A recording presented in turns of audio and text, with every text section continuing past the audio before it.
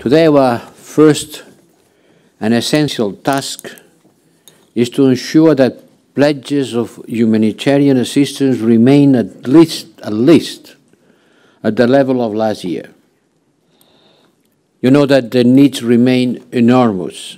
We are very much aware that 90% of Syrians living in Syria live in poverty. 90% means everybody. 60% suffer food insecurity and barely know where the next meal is going to come from.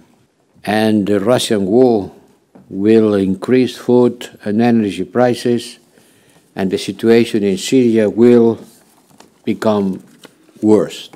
Yes, we cannot forget the needs of the Syrian refugees living in neighboring states.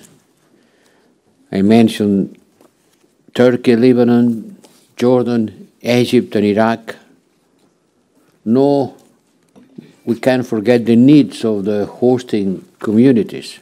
Last year, the European Commission pledged 560 million for 2022 to help meet the needs from the Syria conflict. I am pleased to announce that an additional 1 billion pledge for the calendar year 2022, and this will make cumulated our contribution more than 1.5 billion.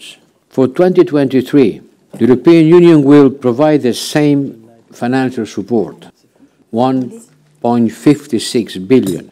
This funding will be for the benefit of Syrians in Syria, for the benefit of refugees and their host communities in the region.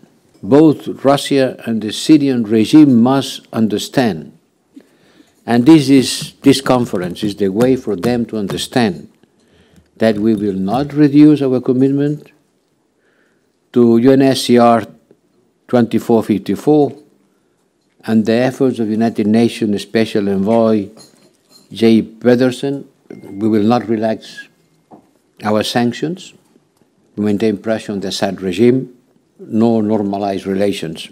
This conflict needs a political solution, and the Syrian regime and its sponsors must understand that we remain steadfast, but equally that we can leave the pressures and unlock the funds for the reconstruction of Syria and the return of its refugees, but only if there is a real change and a genuine readiness for compromise with a credible commitment to political reform. Today is a good occasion to reiterate our joint commitment to the future of the Syrian people.